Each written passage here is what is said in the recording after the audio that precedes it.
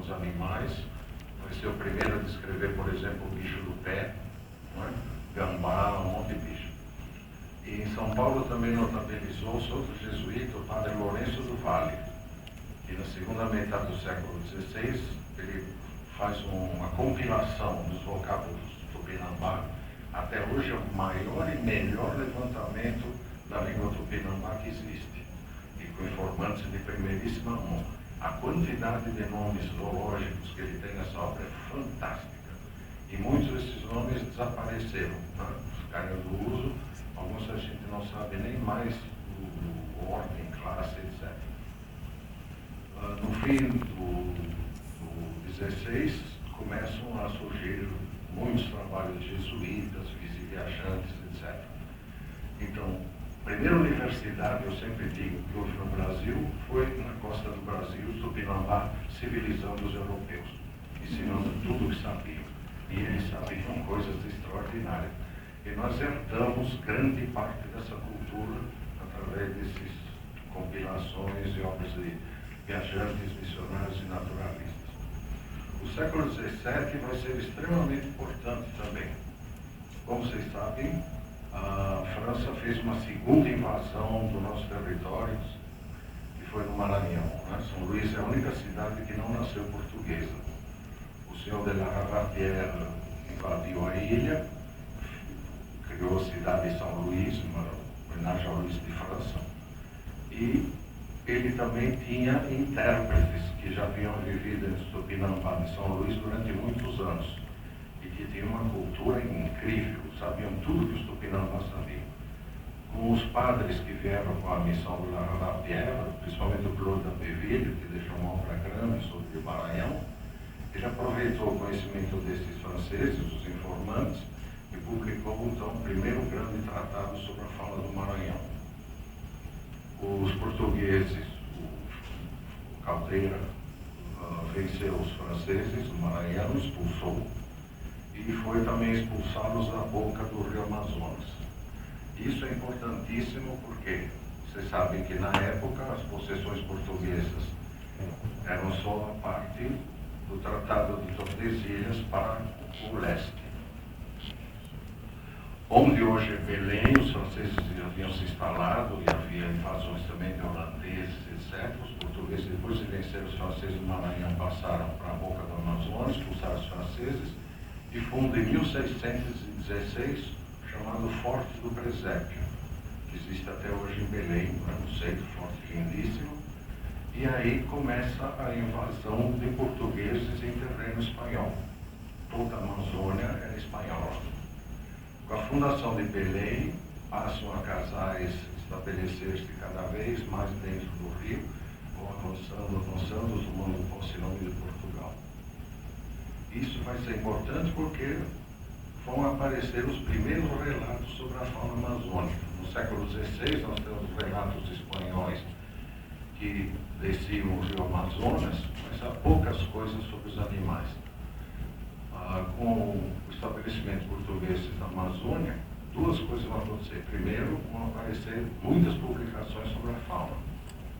Em segundo lugar, que é importante, pouca gente sabe, Portugal vai criar uma outra colônia na América do Sul. Hoje, o Brasil é um país híbrido. Portugal tinha duas colônias independentes. Era o Estado do Brasil e o chamado Estado do Maranhão e Grão-Pará.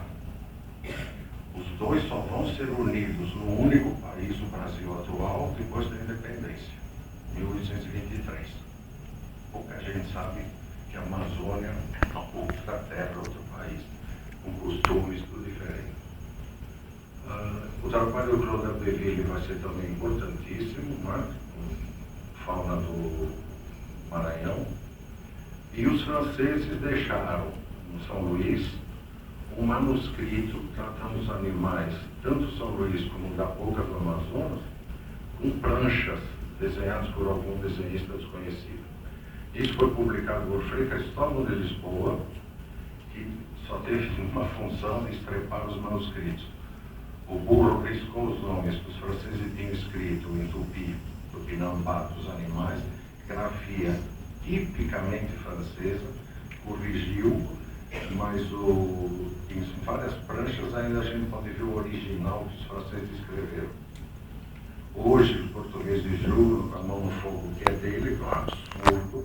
Para começar, na página de rosto está escrito Saint-Louis du Maragnan e tem a data em francês.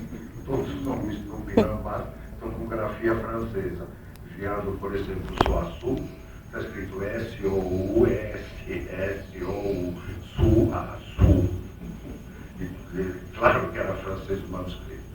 O segundo fato importantíssimo do 17 vai ser a invasão do Nordeste pelos holandeses. Como se deve saber, nessa época, no 17, Portugal é parte da Espanha. A dinastia de Avis terminou quando morreu o cardeal Dom Henrique, e como não tinha filho, pelo menos oficialmente, que era cardeal, por razões dinásticas, aquelas alianças familiares nobres, Portugal passou a ser uma província da Espanha. E foi um período negro, tanto para Portugal como para o Brasil. Porque começaram as invasões, a Espanha não cuidava direito com Portugal. Portugal é um país bravo, mantinha as colônias da terra e fogo, o que é milagre, né? Um paísinho também de nada, lutar contra os franceses, os holandeses e ganhar. E os holandeses que tinham estado sob o domínio de Filipe II, em ódio a ele, se vingar da dominação espanhola nos Países Baixos, invadiram o Nordeste. O que para a zoologia foi formidável. Por quê? Ele traz um bando de artistas, principalmente o Albert Eckhout, que era um senhor pintor, e traz naturalistas, entre eles notabilizados de Margrave e Piso, que escrevem duas grandes obras sobre a história natural do Nordeste brasileiro. E baseiam-se não só informação que os tupinambás davam para eles, experiência própria, fizeram dissecções, montaram esqueletos de bichos, equação de plantas, animais, utilização médica, etc. E a história natural de Brasília fica famosíssima. É claro, na hora de imprimir, as ilustrações são xilogravuras extremamente primitivas, horrorosas, mas são baseadas em pinturas maravilhosas que o Eckhout fez. Ele tem uma história muito interessante. Esses desenhos a cores do Eckhout, que são de uma qualidade, uma perfeição, a gente pode ver os caracteres taxonômicos necessários no desenho. Esses desenhos, o Nassau, que gostava muito de dinheirinho, vendeu para o grão eleitor de Brandenburgo, na Alemanha. O grande eleitor deu para um botânico que encadernou, classificou lá do jeito dele, e isso ficou na biblioteca de Berlim durante séculos. Na Segunda Guerra, quando a Alemanha já está sendo derrotada e bombardeada, o Hitler mandou evacuar o acervo da Staatsbibliothek de Berlim para 20 e poucas cidades no leste e no oeste europeu. Esses desenhos do Eckhout, com partituras originais do Mozart, Beethoven, etc., foram parar num buraquinho na Polônia. Mas nessa época os russos estavam invadindo a Polônia. Os poloneses chegam antes nessa cidade e pegam todo esse acervo, que ficou desaparecido, secreto, por morantianos.